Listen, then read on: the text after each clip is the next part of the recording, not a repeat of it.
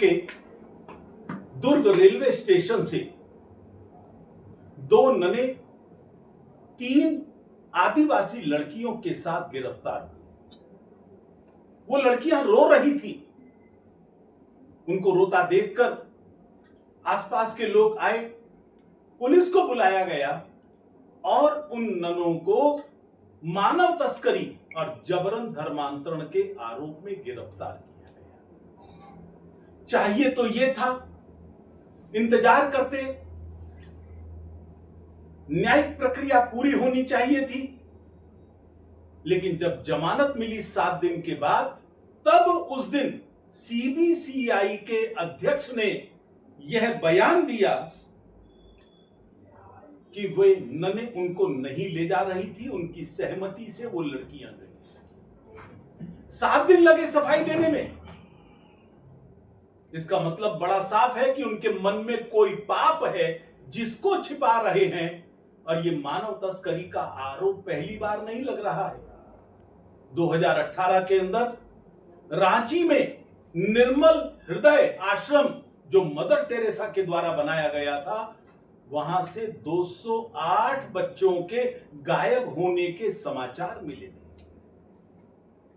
मानव तस्करी के आरोप बंगाल में भी लगे, देश के कोने कोने में लगे। न जाने कितनी जगह गर्भवती लड़कियों को लेकर जाते हैं सेवा के बहाने, और जब डिलीवरी हो जाती है वे बच्चे गायब हो जाते हैं। और जब भी इनका कोई पाप पकड़ा जाता है, यही आरोप लगाते हैं कि ये तो हिंदू संगठनों ने दबाव बनाया है, इसलिए ये सब हुआ है, और उनके पाप बार बार उजागर होते हैं। एक बार इन्होंने इसी तरह के आरोप 2000 के लगभग लगाए थे। संपूर्ण देश के अंदर बजरंग दल, विश्व हिंदू परिषद, राष्ट्रीय स्वयंसेवक संघ, सभी हिंदू संगठनों पर आरोप लग रहे थे।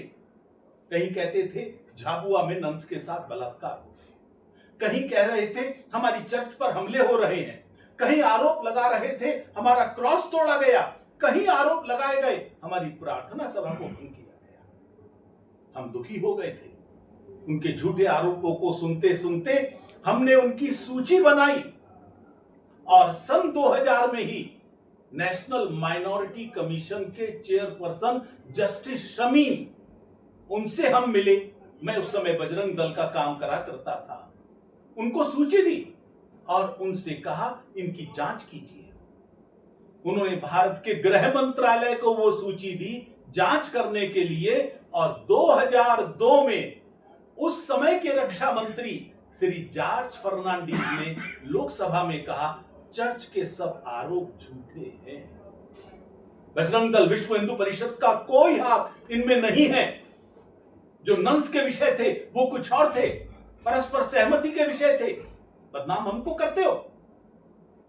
मैं चर्च के लोगों को बताना चाहता हूं, भारत में धर्म की पालन की स्वतंत्रता है। आप जाइए चर्च में, कौन रोकता है? संडे प्रेयर की जगह रोज प्रेयर कीजिए, कौन रोकता है? लेकिन जबरन, धोखे से, लालच से धर्मांतरण करोगे तो हमको आपत्ति होगी। सेवा की आड़ में व्याभिचार करते हो। आखिर पंजाब का पादरी भजेंद्र सिंह, कौन से आरोप उसके ऊपर हैं? एक और जो पंजाब का पादरी था, फ्रैंको मलक्कल, उसका त्यागपत्र लिया है ना आप लोगों ने। नंस के साथ बलात्कार के आरोप थे उसके ऊपर। केरल में 4 नंस ने आत्महत्या की है इन्हीं व्याभिचारों के कारण। कभी राजस्थान में, कभी पूर्वोत्तर में तुम पर आरोप लगते हैं नशे की तस्करी के। ये सब जघन्य अपराध सेवा की आड़ में आप कर रहे हैं, जिसको स्वीकार नहीं किया जा सकता। धर्मांतरण तो बिल्कुल भी नहीं। और इसीलिए तुम्हारा एक पादरी कहता है अगर कहीं जाना है तो सामान्य वेश में जाओ, छिप कर जाओ, धार्मिक वेश में नहीं। जो व्यक्ति छिप कर काम करता है, इसका मतलब वो कोई पाप करने जा रहा है।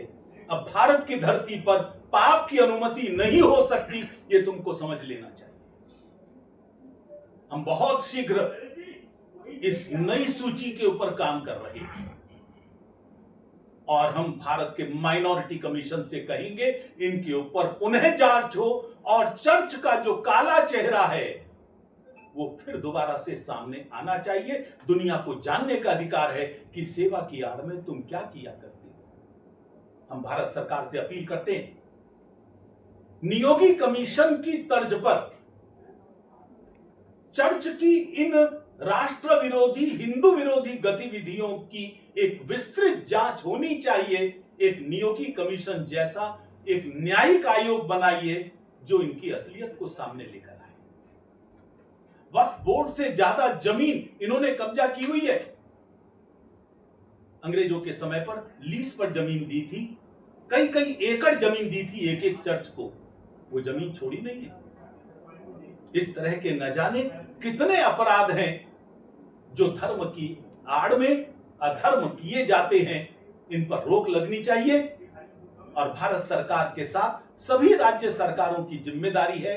केवल 8 राज्यों में धर्मांतरण विरोधी कानून बने, बाकी जगह तो खुला मैदान मिला है।